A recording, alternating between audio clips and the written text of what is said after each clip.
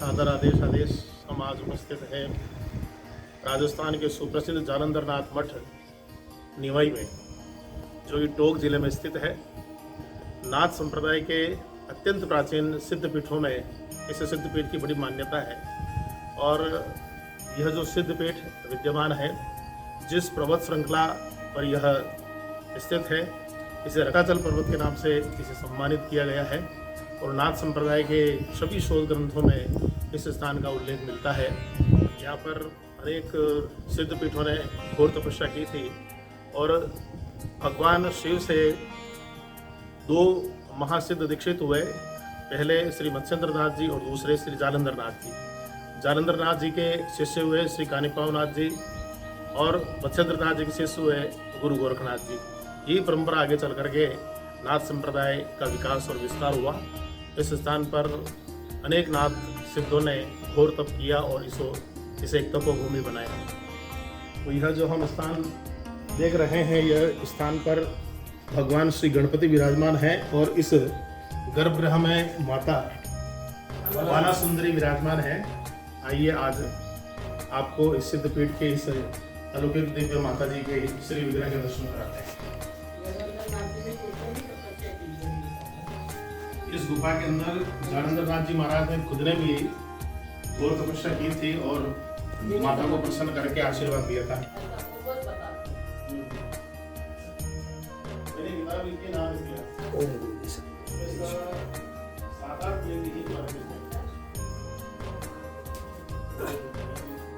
ओम गुरु जी सतनाम आदेश गुरु जी। ओम गुरु जी ओम त्रिगुण धरा त्रिगुण वार माता शक्ति सिंह सवार दक्षिण दिशा की बाला सुंदरी भूत प्रेत शक्ति माता। ओम आदि शक्ति विद्महे महामाई धीमहि तन्नो शिव प्रिय प्रचोदयात्। श्रीनाथ जी अलग। यहाँ पर भगवान गणपति और श्री हनुमान जी महाराज का विग्रह विराजमान है, जो कि अत्यंत दर्शनीय है। और यह स्वतः प्रकट मूर्तियां हैं, किसी मनुष्य के द्वारा निर्मित नहीं है। आइए इसके पास में ही नवनाथों की प्रतिमा और उनका श्री विग्रह, जालंधर नाथ जी महाराज का दिव्य तपोभूमि और भगवान शिव का स्वतः अभिषेक होता, प्रकृति अभिषेक करती और पहाड़ों से रिसता हुआ जल भगवान शिव का अभिषेक करता हुआ, आइए इसका दर्शन कराते हैं।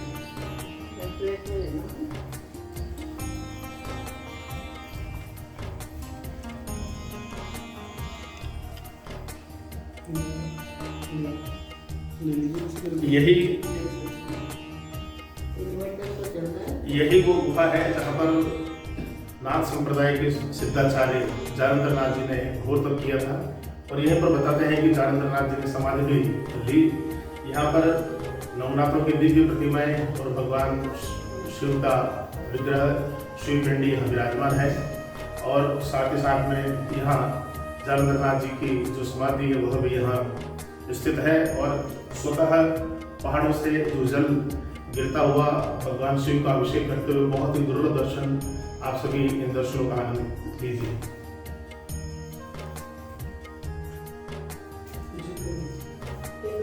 जी को साथ साथ मान के तपस्या में बैठे अंदर ज्योति के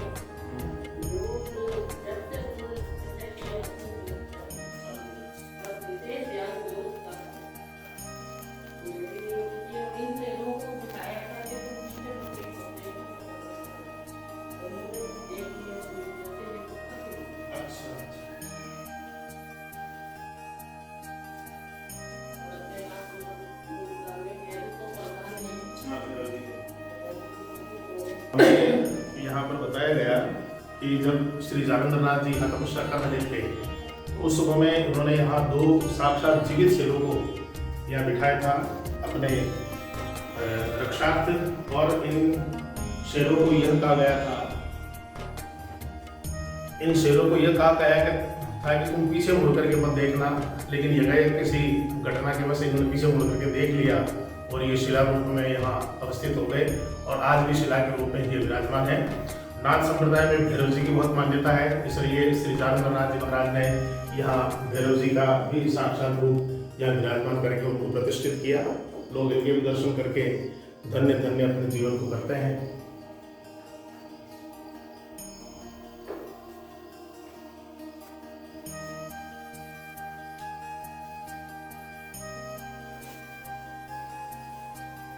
गद्दी लग के बहुत लगता था, जो भी निवाई में पूछा जाता होता।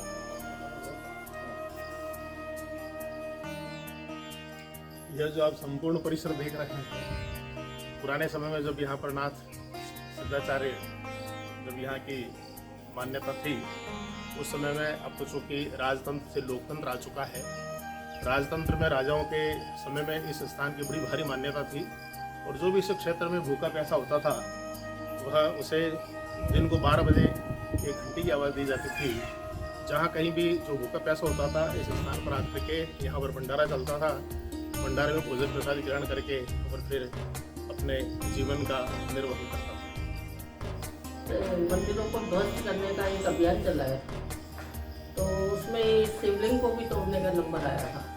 तो जहाँ हम खड़े हैं वो जब तोड़ने के लिए अंदर जाने लगे तो गुरु महाराज की कृपा से वो उनकी आंखों की रोशनी चली गई और पाँव यहीं चिपक गए, अंदर जा ही नहीं सके। फिर उन्होंने मुझे माफीनामा मांगा। अच्छा। तब उनकी आंखें वापस आई और फिर जब वो दौड़ के गए तो उनके पीछे बुरा मुआवलों ने इतना हमला किया कि चैनपुरा गांव है यहाँ हमारे पड़ोस में, वहाँ जाके उनका पीछा छोड़ा, जब से उस गांव का नाम चैनपुरा पड़ा। ये भैरू स्थान है, उनको याद भैरू के नाम से बोलते हैं। यहाँ गोपी चंद जी के कान चिरे हुए थे और उन्हें यहीं से शिक्षा दीक्षा का ग्रहण किया था। जगन्नाथ नाथ जी महाराज ने शिष्य उनको बनाया था। इस जगह से कान चिरे तो एक कान में तो उनके दूध आया, दूसरे में उन्होंने अपनी बहन बंगाल में विरासती थी, उसको याद कर दिया तो उसके कान से खून आया। एक खून की धार निकली जो खूनी पे जाके गिरी। स्थान पर भैरव जी विराजमान कर दिए गए और इन्हें रक्त भैरव के नाम से जानते हैं। और इसी स्थान पर राजा गोपीचंद का नाथ संप्रदाय के अंदर कर्ण छेदन संस्कार हुआ था और यहीं से, जैसा कि अभी बताया गया, कि यहीं से उनका एक जो कान में दूध निकला और दूसरे कान में मोह माया के अंदर अपनी माता जी को याद करने के कारण से खून की धारा बह गई, जिसके कारण से यहाँ पर जिला रक्ताचल भैरव के नाम से उनका यह स्मृति स्थल विद्यमान है।